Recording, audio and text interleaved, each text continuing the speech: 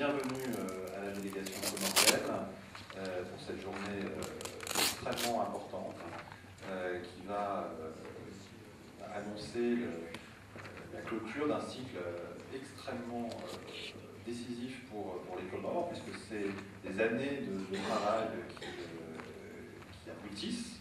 Alors je dis toujours, c'est pas un aboutissement final, hein, c'est l'aboutissement d'une partie du travail pour permettre après un développement encore plus solide et une dette plus soutenable pour le pays. C'est encore une fois des années de travail de votre part et alors, beaucoup plus modestement de notre part des semaines de préparation, mais un soutien des membres du club pendant toutes ces années et qui donc va pouvoir aboutir aujourd'hui à une négociation, nous l'espérons, fructueuse pour tout le monde.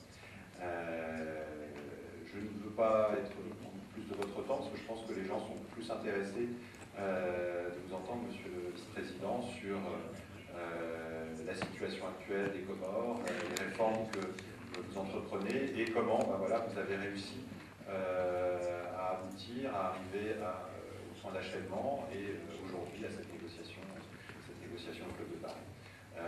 Encore une fois, bienvenue ici et des félicitations pour tout ce qui a été accompli jusque-là. Merci. Merci, Monsieur le Président.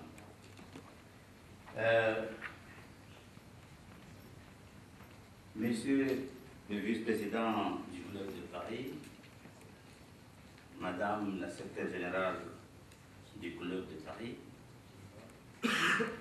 Mesdames, Messieurs les chefs de délégation des différents pays, amis, honorable assistance, Mesdames et Messieurs, c'est avec émotion et beaucoup de plaisir que je m'adresse à vous pour vous dire combien mon pays est honoré, qu'autant de personnalités se mobilisent en sa faveur dans le cadre de cette conférence placée sous le sceau de la solidarité. Alors merci de tout cœur. Merci d'avoir accepté d'honorer de votre présence les travaux de cette importante conférence consacrée à mon pays, l'Union des Comores. Je voudrais, au nom du président de l'Union des Comores, Dr Ikirilo Douali, de son gouvernement et du peuple comorien, adresser nos sincères remerciements à la France, d'abord, pour avoir accepté d'abriter les travaux de cette réunion. Nous sommes infiniment reconnaissants, ensuite, au secrétaire général du Club de Paris, pour les dispositions prises pour assurer le bon déroulement et le succès de cette réunion. Mon pays exprime également ses remerciements à tous nos partenaires bilatéraux et multilatéraux pour leur appui constant à développement des Comores. Mesdames, Messieurs, le chemin que nous avons emprunté ensemble pour arriver à la réconciliation nationale et à l'unité des Comores a été, rappelons-le bien, long et complexe. Les élections présidentielles au niveau de l'Union en 2010 et celles des gouverneurs des îles tenues dans les îles autonomes, conformément à la Constitution révisée par référendum en 2009, ont été saluées par l'ensemble de la communauté internationale et ont permis de consolider notre fragile démocratie et notre unité menacée par les velléités séparatistes.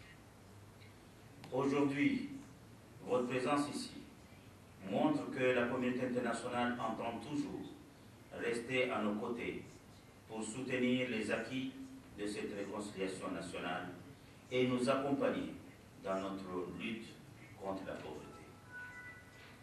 Les attentes du peuple comorien sont aujourd'hui bien nombreuses. Elles concernent tous les secteurs de développement de notre pays, en vue d'asseoir des bases solides pour relancer l'économie nationale, lutter de façon durable contre la pauvreté, maîtriser la paix sociale et pérenniser les nouvelles institutions. Les solutions que nous proposons ont été formulées sous la forme de priorités de développement et regroupées dans le document de stratégie de croissance et de réduction de la pauvreté, que nous appelons des CRP. Notre stratégie de croissance et de réduction de la pauvreté a ainsi identifié les secteurs susceptibles, d'une part, d'accroître directement et rapidement les revenus des plus démunis et d'assurer, d'autre part, le développement à moyen terme de nouveaux secteurs porteurs de croissance. De ces axes prioritaires, je ne citerai que pour l'engagement de mon pays à contribuer aux efforts pour rétablir les bases d'une croissance forte fondée sur l'équité et la bonne gouvernance. Mesdames, Messieurs, depuis le 17 février 2001, date à laquelle les Comoriens ont signé l'accord de réconciliation nationale à Fongoli, l'Union des Comores s'est engagée à bâtir un État de droit. Et toutes les institutions prévues par les différents accords signés, les différents accords politiques signés, ont été mises en place dans la transparence et sous la supervision de la communauté internationale qui les a jugées satisfaisantes. Depuis de nombreuses années, aucune organisation n'a eu à reprocher aux autorités comoriennes une quelconque violation des droits humains ou des libertés individuelles et collectives. Pour avoir pratiqué la bonne gouvernance, l'Union des Comores a renoué avec ses partenaires au développement. Au cours de ces dernières années, nous avons réalisé d'importantes réformes économiques dans le cadre des différents programmes avec le FMI. Nous nous sommes efforcés de stabiliser la situation macroéconomique, de restaurer la rigueur budgétaire, d'améliorer la transparence dans la gestion économique et améliorer le sort de nos populations. Nous sommes déterminés à persévérer dans ces efforts, en collaboration avec le Fonds monétaire international et nos partenaires de développement, et à réaliser le renouveau économique attendu depuis si longtemps au Congo. Pour ce faire, nous avons élaboré un programme de réformes économiques à moyen terme. Le programme contient des mesures visant à renforcer la gouvernance et la gestion des finances publiques, à améliorer le climat des investissements, le climat des affaires en général, à restaurer les entreprises publiques en difficulté et à reconstruire les services de santé et d'éducation. Nous comptons sur l'assistance de nos partenaires au développement pour nous permettre de faire face à nos immenses besoins en matière d'infrastructures et de services sociaux. À cet égard, il sera indispensable d'accroître l'appui financier aux projets de développement.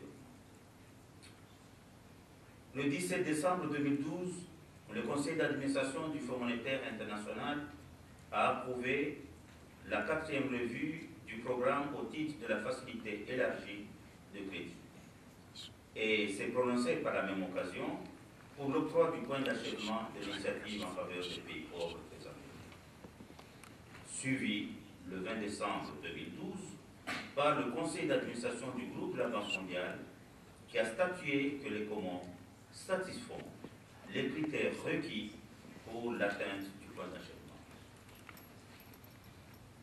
Les autres partenaires bilatéraux et multilatéraux se sont également engagés au Congo pour contribuer au processus de relance économique et de lutte contre la pauvreté. Mesdames et messieurs, malgré les différents allègements obtenus, la dette extérieure publique des Comores est élevée et demeure insoutenable, avec un encours en termes nominaux et avant allègement IPPTE d'environ 253 millions de dollars au 31 décembre 2012 et représente 42% de notre produit intérieur brut. L'encours de la dette due aux créanciers du Club de Paris à la même période s'élève à 12,5 millions de dollars. Malgré une situation budgétaire difficile, mon pays a continué à faire des efforts importants pour honorer les paiements de sa dette extérieure. Dette extérieure, des efforts importants qui se sont élevés à plus de 4,5 millions de dollars américains à la fin de 2012, notamment à l'égard de la Banque mondiale et de la Banque africaine de développement, ce qui est remarquable pour un État aussi fragile que le nôtre. Cet effort financier témoigne de notre volonté de ne pas accumuler de nouveaux arriérés et de parvenir rapidement à une solution durable et rapide de notre endettement. À cela s'ajoutent les efforts du gouvernement de ne plus accumuler d'arriérés de salaire, ce qui a été honoré comme engagement pendant les 2 dernières années. Nonobstant ces résultats encourageants, le gouvernement est conscient que rien n'est définitivement acquis et qu'il y a nécessité à poursuivre et approfondir les réformes entreprises. En matière de finances publiques, il est prévu de concentrer les efforts sur l'assainissement des finances publiques par des actions visant à élargir l'assiette fiscale et à favoriser davantage les dépenses de l'État en faveur des secteurs sociaux. Au niveau des recettes, j'entends bien les recettes financières, les recettes fiscales, l'augmentation ne résultera pas d'une hausse des taux d'imposition, mais sera basée essentiellement sur des efforts d'élargissement de l'assiette fiscale, notamment par la lutte contre la fraude et l'informel, ainsi que sur une amélioration de la performance des services des impôts et des douanes. Au plan des dépenses, la priorité sera accordée aux dépenses sociales. Les dépenses publiques consacrées à la santé et à l'éducation devront croître. En revanche, les dépenses courantes seront contenues. La masse salariale de l'État, qui constitue le poste de dépense le plus important, a fait l'objet d'une attention toute particulière. Elle devra passer de 8% du PIB en 2012 à 7% en 2015. Dans cette optique, un certain nombre de mesures sont entreprises pour sa maîtrise. Il s'agit de la mise en place des cadres organiques, définissant les structures et les effectifs optimums de tous les ministères. Cette mesure va de pair avec le recensement du personnel de la fonction publique effectué en 2011, permettant la constitution des fichiers uniques actualisés de la solde de la fonction publique et l'informatisation de cette solde. Des contrôles physiques inopinés avant le paiement des salaires pour détecter les fonctionnaires fantômes et les doublons ont été entrepris dans les ministères. D'autres réformes sont également en cours, avec le soutien de nos partenaires au développement, en vue de rationaliser la dépense publique et améliorer sa transparence, à travers l'informatisation de la chaîne des dépenses. Certes, nous sommes conscients que ces mesures n'auront pas d'impact réel que si elles sont effectivement appliquées. Le gouvernement s'y engage de façon solennelle. Aujourd'hui, au niveau du secteur financier et monétaire, l'indépendance de la Banque centrale est affirmée pour assurer la stabilité macroéconomique et libéraliser les taux d'intérêt dans un environnement de plus en plus compétitif. À cet égard, les statuts de la Banque centrale ont été amendés pour les adapter aux normes internationales. La Banque centrale des Comores a renforcé ses capacités de supervision bancaire avec l'appui des partenaires, notamment le FMI et la Banque de France. Elle a accéléré la mise en place de la centrale des risques et des incidents de paiement pour promouvoir un développement sain du crédit dans un contexte d'expansion de l'intermédiation financière dans le pays. Sur le plan réglementaire, le processus de révision de la loi bancaire, engagé en 2012 par la Banque centrale des Comores, est en phase finale et la nouvelle loi sera présentée au Parlement pour adoption courant 2013. Dans le domaine de la lutte contre le blanchiment des capitaux et le financement du terrorisme, la Banque centrale des Comores a présenté une nouvelle loi intégrant les récentes recommandations du GAFI et les conventions et résolutions des Nations Unies dans ce domaine. Cette loi a été adoptée puis promulguée en 2012. Quant à l'assainissement des finances publiques, elle ne peut être durable que s'il est soutenu par un programme de restructuration des entreprises publiques. Avec le soutien, encore une fois, de nos partenaires au développement, le gouvernement a accéléré le programme de désengagement des entreprises publiques, notamment de la MAMOI, c'est entreprise d'eau et d'électricité,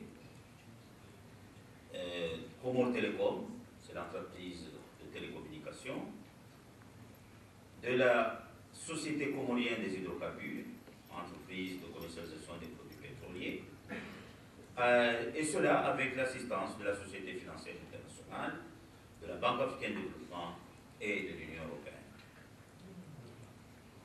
D'ores et déjà, le gouvernement a finalisé les stratégies de réforme pour ces trois entreprises et entend en assurer une mise en œuvre rapide.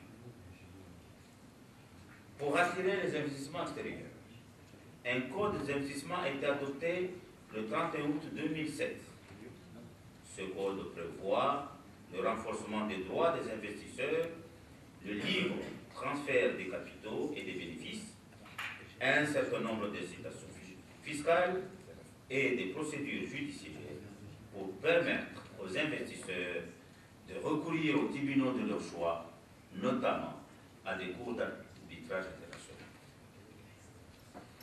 Un code des marchés publics, en vue de rendre les procédures de passation de marchés publics pleinement transparentes et ouvertes à la concurrence, a été adopté et il est déjà opérationnel. Enfin, le gouvernement a la ferme détermination d'améliorer la bonne gouvernance. Dans ce cadre, une stratégie globale de lutte contre la corruption a été adoptée, ainsi que la loi sur la lutte contre la corruption. Pour la mise en œuvre de cette politique, une commission a été mise en place avec un numéro vert à la disposition du public pour dénoncer les malversations. Toujours dans cette optique, un décret instituant l'obligation faite aux autorités de déclarer le patrimoine a été pris. Ces mesures ont permis au pays de se hisser de 10 points dans le classement de Transparency International. Mesdames et messieurs, aujourd'hui, l'Union des Comores se trouve à la croisée des chemins. D'une part, elle doit poursuivre la consolidation des divers acquis de la Constitution nationale et, d'autre part, faire face aux innombrables défis de développement. En particulier, asseoir la croissance économique renaissante et gagner la bataille pour la réduction de la pauvreté. Mon pays a donc plus que jamais besoin de tout l'accompagnement de nos partenaires, de vos pays, pour améliorer rapidement les conditions de vie de la population, afin de ne pas retomber dans la situation de marasme qui avait conduit le pays au bord de l'implosion. la faible capacité de paiement du pays, en dépit des allégements obtenus, et sa vulnérabilité aux chocs exogènes, notamment en raison de l'étroitesse de la base de ces exportations, constituent des risques qu'il vaut mieux juguler avec une réduction conséquente. Dans ce cadre, les Comores sollicitent des créanciers du Club de Paris une annulation intégrale de sa dette. La demande porte sur les prêts gouvernementaux et prêts garantis par les organismes de crédit à l'exportation. Que ces prêts aient été faits à l'État ou à ses institutions compétentes ou garanties par eux. Ainsi, l'allègement sollicité va au-delà des termes prévus par l'IPPTP. Et le gouvernement des Comores est conscient de l'effort considérable qu'il demande aux pays, amis, créanciers, membres du club de l'armée. Mais soyez rassurés, messieurs les vice-présidents, ainsi que les créanciers du club de l'armée, que ces ressources seront utilisées à bon escient pour améliorer les conditions d'existence des populations comoriennes. Nous veillerons également à l'avenir à ne pratiquer qu'une politique d'endettement public prudent en privilégiant les dons et des prêts hautement concessionnels pour financer les projets essentiels au développement socio-économique de notre pays. Et c'est sur ces mots que je voudrais terminer mes propos en vous réitérant encore une fois, messieurs les vice-présidents, mes amis, nos amis membres du club de Paris, mes remerciements pour votre sollicitude et votre soutien. Merci. Merci beaucoup, monsieur le vice-président, pour ce discours extrêmement clair et qui montre bien les défis énormes auxquels vous avez eu à faire face et que vous avez relevés, et surtout les pistes de réforme que vous entreprenez et que vous allez poursuivre. J'ai noté, elles sont décisives, hein, la gestion des finances publiques, le redressement des entreprises publiques, l'amélioration du climat des affaires, parce qu'effectivement, on ne peut rien faire sans le secteur privé, et surtout le but in fine, la reconstruction, reconstruire le secteur de la santé, de l'éducation, améliorer tous les secteurs, tous les pans de la vie des Comoriens, et effectivement c'est un défi majeur et auquel nous sommes tous ravis d'avoir pu apporter notre soutien par le passé, de pouvoir continuer à accompagner le peuple comorien dans ces réformes à la fois difficiles mais majeures, comme vous l'avez dit, croiser des chemins, je reprends votre expression. Nous prenons également bonne note de votre demande, que nous avons l'occasion de discuter dans la journée naturellement. Je propose maintenant d'avoir le point de vue de nos partenaires multilatéraux. Et je passe en priorité la parole au commanditaire international. Monsieur le ministre. Merci, Monsieur le Président. Je vais faire notre présentation en anglais. Mr. Chairman, Comoros has made tremendous progress in achieving macroeconomic stability and strengthening development indicators in the last years. Supported by the political stability that has followed the 2009 constitutional reform, the authorities have implemented a comprehensive program of reforms designed to remove long-standing impediments to economic development and poverty reduction. In the health and education sectors, encouraging progress has been made with infant and maternal mortality rates declining and primary school enrollment rates improving, including for girls. Executive directors of the IMF and the World Bank agree that Comoros reached the completion point under the HIPC effective December 20th, 2012. They welcomed the high participation rate of creditors in providing relief, assessed at 98.1%, and encouraged remaining creditors to provide debt relief to Comoros in line with the HIPC initiative. As the Vice President has indicated, the authorities are in discussions with concerned non-Vice Club official, bilateral, and commercial creditors to this end. Mr. Chairman, performance under the fund's extended credit facility arrangements remains broadly satisfactory. All quantitative performance criteria and indicative targets for end June and end September 2012 were met, while 5 of 6 structural benchmarks were observed and only 1 benchmark was partly met. Key to this good performance has been prudent fiscal management based on strong efforts to improve revenue mobilization and enhance expenditure controls, particularly on public wage payments. An important progress in the reform of public utilities, especially of the telecommunication and energy parastatals. The IMF mission to discuss the 5th review of the extended credit facility arrangement is scheduled for next month. Preliminary indications are that the authorities had observed all of the end December program targets with wide margins in some cases.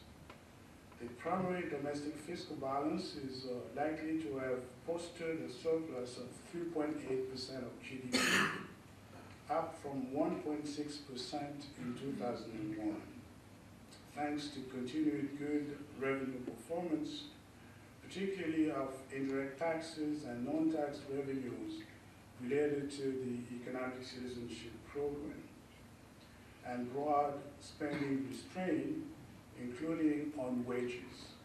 On the structural front, major attainments have been the issuance of a call for expression of interest from potential investors for the state-owned telecommunication company, Comores Telecom, continuation of comprehensive technical preparations for the reform of the electricity and oil importing parastatals with technical assistance from developing partners, and the adoption of the terms of reference for a feasibility study for the budget and medium-term expenditure frameworks. The authorities are also making good progress in establishing the new, functionally better integrated General Administration of Tax and Property, which should help further enhance the efficiency of tax administration when the entity becomes fully operational later this year. Mr. Chairman, the outlook for 2013 is favorable. Real GDP growth is projected to strengthen moderately to 3.5%, up from only 2.5% in 2012, driven by strong agricultural exports, buoyant activity in the construction, infrastructure, and fishery sectors, and robust domestic demand financed by remittances and aid. Following the expected reduction in international food and oil prices, inflation is likely to ease further to 3.6% at end year, down from 5% at end December 2012. The external current account deficit is expected to remain broadly stable, while FDI will continue to grow slowly from its already high level. Comoros is expected to make further gains in fiscal consolidation in 2013. The budget law for the year targets a tax revenue to GDP ratio of 12.2%, about half a percentage point higher than in 2012. The main revenue measures include the start of operations for the new General Tax and Property Administration as from end March 2013, the establishment of an electronic network between major customs offices beginning in June 2013, and rigorous management of the large taxpayer registry. On the expenditure side, the authorities have intensified controls to maintain current spending at 16.3% of GDP, with the wage bill representing 7.6% of GDP, down from 8% in 2012. As a result, the primary domestic fiscal deficit should be contained at 0.9% of GDP. Spending and the fiscal deficits are, however, expected to be higher this year if the government chooses to allocate its HIPC MDRI debt service savings, currently estimated at 2.1% of GDP, to additional poverty reduction outlays under a revised budget. Mr. Chairman, following broad debt relief, Comoros' external debt burden will decline significantly. However, as the Vice President had indicated, the country's debt risk rating will improve only from in debt distress to at high risk of debt distress. This reflects, of course, the persistent vulnerability of the debt outlook to shocks. Looking ahead, maintaining debt sustainability will require steadfast implementation of program growth supporting structural reforms and development of and close adherence to an effective debt management strategy. In the same vein, Comoros' fiscal financing needs should continue being met mostly with grants, as the Vice President has indicated, new government loans contracted on concessional terms. Thank you, Mr. Chairman. Merci beaucoup, Monsieur le Ministre. Chairman, ladies and gentlemen, we'd like to add our congratulations to the authorities of Comoros on their efforts to reach the completion point under the HIPC initiative. 30 months elapsed between the decision point in June 2010 and completion point in December 2012, a period during which the Comoros set to work with strong commitment on the ambitious set of reforms that serves as triggers for completion point. The new political leadership, encouraged by the prospects of reaching completion point, was able to adopt and implement a credible program of sound policies, advancing macroeconomic stabilization under the IMF program, while simultaneously pursuing key structural reforms in the energy and telecommunications sector, public financial management, civil service, and the education sector. Over the last decade or so, due to protracted political instability, the World Bank's assistance to Comoros was provided under a series of interim strategy notes. But since the Comoros started its bold program of macroeconomic stabilization in 2011, strong support has been received from the Bank Group, as well as from other development partners, including the IMF, the African Development Bank, and bilateral partners. On the IDA side, most recently an Economic Reform Development Policy grant was approved in November 2012, which focused on public transparency and accountability and was accompanied by a technical assistance project. Meanwhile, the IFC has been providing technical assistance on improving the business climate and in the telecommunications sector. Going forward, as the Vice President said, the government of Comoros has strongly indicated its commitment to maintaining sound macroeconomic policies and sustaining reforms that will help to strengthen state transparency and accountability, and which will foster growth. Those reforms will address issues in public financial management, civil service management, and governance. To foster growth, the authorities are also pushing forward reforms relating to key areas such as fisheries, energy, and the investment climate. In the context of Comoros' restored stability and strong reform commitment, the World Bank Group's assistance will be now framed under a full country assistance strategy, which is under preparation with the aim of approval in the fall of 2013. Planned financial support in the form of grants for the balance of resources available under the IDA 16 envelope will focus on addressing vulnerabilities and removing critical bottlenecks to private sector investment. This will include an energy sector recovery project that will target improved commercial, financial and operational performance in the electricity sector and increase reliability of supply to consumers. Additional financing for an ongoing community-driven development project will support delivery of basic services, schools, water points and feeder roads at the community level, and the Cash for Work programme providing daily employment to the poor. The tentative programme also includes a new series of economic governance and public sector reform and development policy operations that will support continued governance reforms. 2 regional operations in which Comoros participates are also under preparation in the telecoms and fisheries sector. The achievement of completion point is a very important signal for Comoros.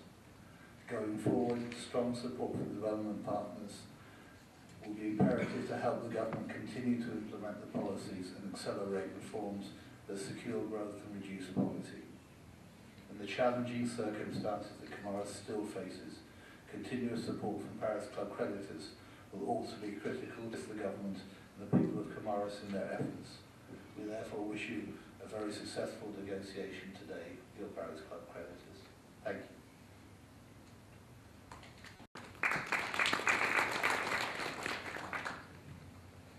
Merci beaucoup, Kevin. Benoît. Monsieur le Président du Club de Paris, Monsieur le Vice-président de l'Union des Comores, Messieurs, Mesdames les représentants des organisations internationales. Donc, au nom du groupe de la Banque africaine de développement, je voulais évidemment remercier le secrétariat du Club de Paris pour l'invitation faite à notre institution de participer à cette session de la dette bilatérale de l'Union des Comores en qualité d'observateur. Donc nous considérons cette réunion comme une étape importante et nécessaire pour la consolidation de la stabilité économique, politique et institutionnelle et la poursuite des réformes qui ont permis au pays d'atteindre le point d'achèvement de l'initiative PPTE en décembre 2012. Et d'ailleurs, le groupe de la Banque l'a adopté le 20 février dernier et de bénéficier d'un allègement important de sa dette vis-à-vis de certains partenaires.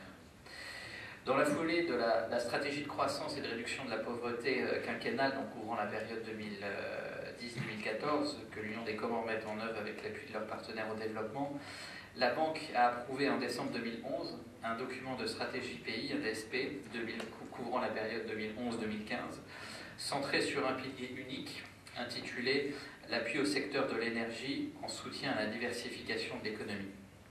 Donc, dans le cadre de ce pilier, la Banque appuie la réforme du secteur de l'énergie aux Comores comme condition nécessaire de la relance de l'économie et à la création d'emplois. Cette assistance vise à permettre un accès durable et fonctionnel à l'électricité pour l'ensemble de la population d'ici 2020 et à diminuer l'impact du coût de l'énergie sur les finances publiques à travers une diversification progressive vers des énergies renouvelables telles que la géothermie, l'énergie éolienne et solaire ou de l'hydroélectricité. Dans le cadre de sa stratégie, le groupe de la Banque entend également renforcer sa présence et fournir un appui, conseil au gouvernement comorien en matière de mise en œuvre de la politique de planification, de la gouvernance du secteur de l'énergie, de l'élaboration et de mise en œuvre de plans d'action et de politiques sectorielles, notamment dans le domaine de l'agriculture, de l'énergie, du tourisme, de la pêche, de financement des opérations du secteur privé et enfin d'études analytiques et en relation notamment avec la thématique stratégique de la diversification d'emplois de l'économie telle qu'elle a été mentionnée par vous, Monsieur le Vice-président.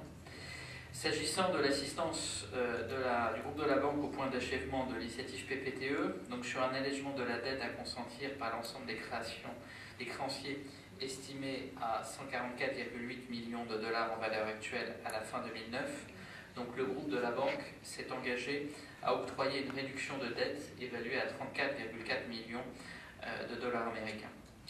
En ce qui concerne les modalités de mise en œuvre et de financement de l'initiative PPTE, la banque avait déjà fourni son assistance dans le cadre de l'opération d'apurement des arriérés des Comores vis-à-vis du groupe de la banque avant donc le point de décision PPTE. Cet appui a été financé sur les ressources de la facilité en faveur des pays sortant de conflits. Par ailleurs, le groupe de la banque compte accorder également une annulation de l'intégralité des créances des Comores à l'égard du FAD, du Fonds africain de développement, qui s'élève à 30 millions de dollars américains au titre de l'initiative d'allègement de la dette multilatérale, donc IADM. Cette assistance correspond au stock de la dette décaissée et non remboursée envers le FAD à fin 2004, qui demeure toujours exigible au 31 décembre 2012. Ces initiatives de réduction de dette devraient permettre au pays d'économiser des ressources budgétaires en termes de flux de services de la dette, de soutenir les réformes structurelles en cours et de consolider la stabilité macroéconomique. Il est vrai que malgré les avancées significatives dans les efforts de redressement, de réforme des finances publiques et de gestion de la dette, comme nous l'avons entendu ce matin, les Comores restent confrontés à des défis considérables liés notamment à la faiblesse des services sociaux de base et des infrastructures en général, à l'insécurité alimentaire liée aux aléas climatiques et au sous-emploi en particulier concernant les jeunes. Donc au rythme actuel, il est vraisemblable que le pays ne soit pas en mesure d'atteindre les objectifs du millénaire pour le développement dans les principaux domaines concernés, notamment en ce qui concerne la fin de la mortalité maternelle ou infantile. Donc pour relever ces différents défis, les Comores ont besoin de mieux explorer leur potentiel économique dans le domaine de l'agriculture et du tourisme, à l'instar des pays de l'océan Indien. Pour ce faire, le gouvernement a besoin de l'appui de la communauté financière internationale pour accéder à des financements conséquents à la hauteur des besoins immenses du pays. À cet égard, le groupe de la banque est disposé, en collaboration avec ses partenaires, notamment les créanciers du Club de Paris, à accompagner les Comores dans la voie d'un développement durable et d'une croissance inclusive. Nous sommes convaincus que si les réformes structurelles en cours, appuyées par le Fonds monétaire international et les partenaires du développement dans le domaine des finances publiques, de la réforme des sociétés d'État et du climat des affaires sont poursuivies et approfondies, les ressources budgétaires additionnelles dégagées permettront de générer une croissance soutenue et d'amorcer la transformation du pays. C'est pourquoi le groupe de la banque souhaite vivement encourager les autorités à poursuivre et intensifier leurs efforts en matière de gouvernance économique et financière et les invite également à faire un usage rationnel des nouvelles ressources à leur disposition pour renforcer la cohésion sociale et l'équité au sein de la société comorienne telle que vous l'avez mentionné. Pour conclure, permettez-moi de réitérer l'engagement du groupe de la Banque africaine de développement à ne ménager aucun effort pour accompagner les Comores à réussir leur transformation post-PPTE et de souhaiter vivement que les conclusions du groupe des travaux du Club de Paris répondent favorablement aux attentes du gouvernement comorien. Je vous remercie. Merci beaucoup à nos partenaires multilatéraux pour avoir présenté si clairement les efforts et l'accompagnement qu'ils fournissent pour aider les Comores. Et écoutez, s'il n'y a plus d'autres questions, nous allons remercier une nouvelle fois la délégation comorienne et puis la libérer le temps que nous puissions discuter ici et puis nous viendrons vous retrouver juste après. Encore merci pour toutes ces précisions et cette présentation et on se retrouve très très rapidement. Merci, Monsieur le Président.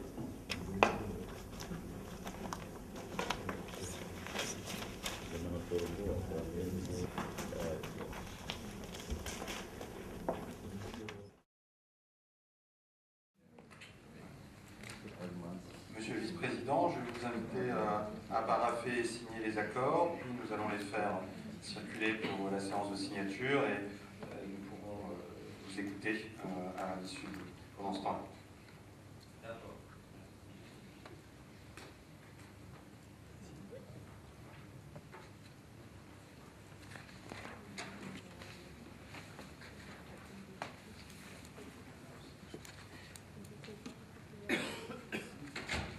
Just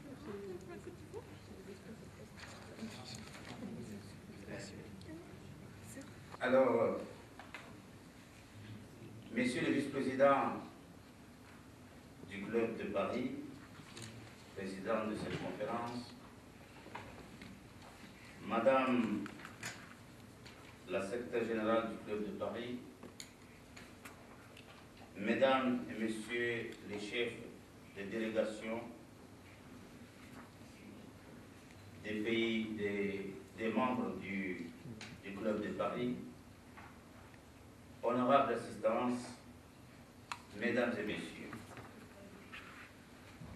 la réunion du Club de Paris en faveur des Comores se termine. Il se termine sous le signe de l'amitié et de la solidarité pour mon pays, l'Union des Comores. Permettez-moi, en ces instants, d'exprimer la profonde gratitude du gouvernement et du peuple comorien à vous, Monsieur le vice-président du Club de Paris, ainsi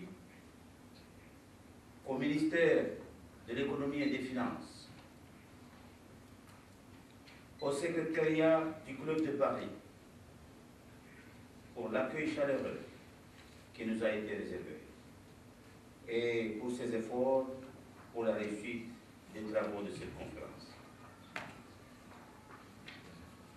Au nom du président de l'Union des Comores, Son Excellence le docteur Kirill Douani, je tiens, et à son gouvernement, et de son gouvernement, je tiens à vous renouveler, vous aussi, nos remerciements, vous les institutions multilatérales qui nous ont appuyés au cours de cette conférence. Mon pays exprime tout particulièrement sa gratitude à nos créanciers, membres du Club de Paris, pour avoir répondu favorablement à la requête d'allègement de notre dette. Nous sommes convaincus qu'ils continueront à soutenir avec le même élan de générosité le développement économique et social de l'Union des Comores. Certes, nous sommes conscients que nous devrons poursuivre les efforts engagés. Et je puis affirmer que nous y sommes déjà attelés et nous ne ménagerons aucun effort pour continuer dans cette dynamique porteuse d'espoir et pour qu'enfin nous puissions gagner la bataille pour le développement de notre pays et en particulier la politique de réduction de la pauvreté. Et sur ce, je vous remercie en espérant que vous porterez avec vous aussi les souvenirs d'une délégation comorienne qui a été très sensible en votre présence. Merci beaucoup.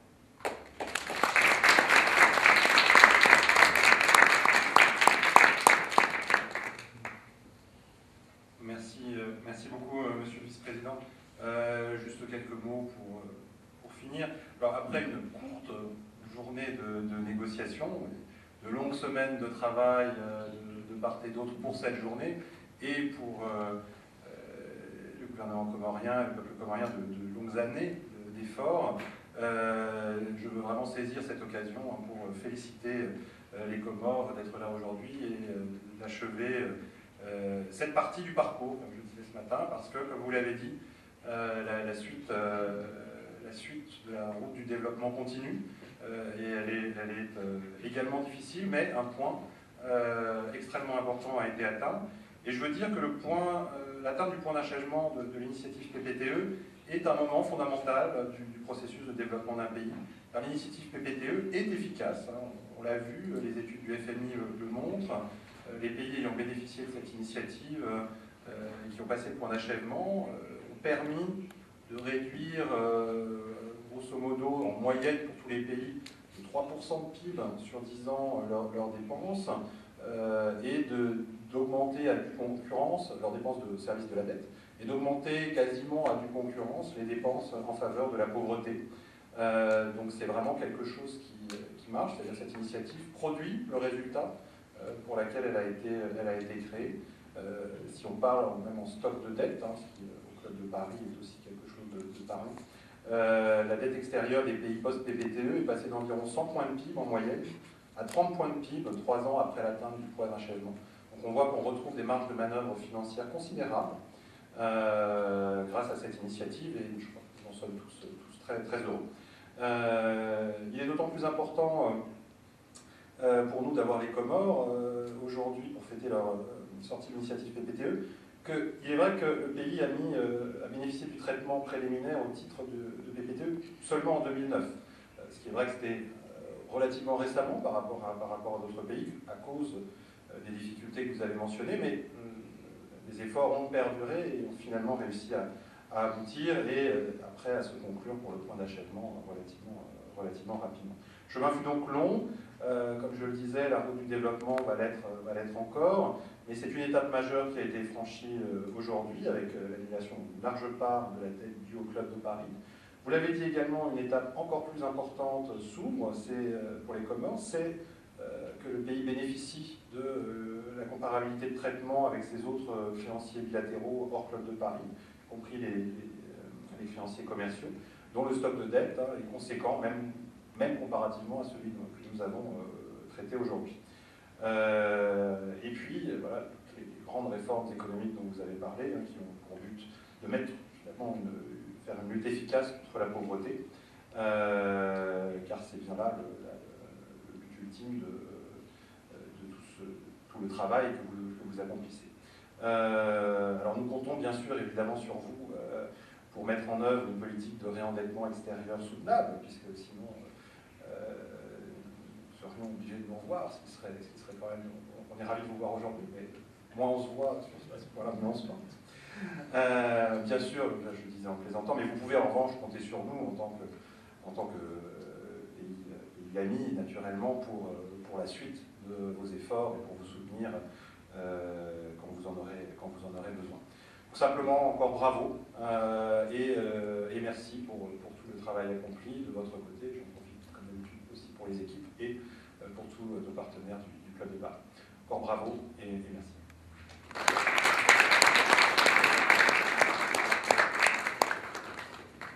Et sur ce, je vous propose de lever la séance. Merci, à bientôt.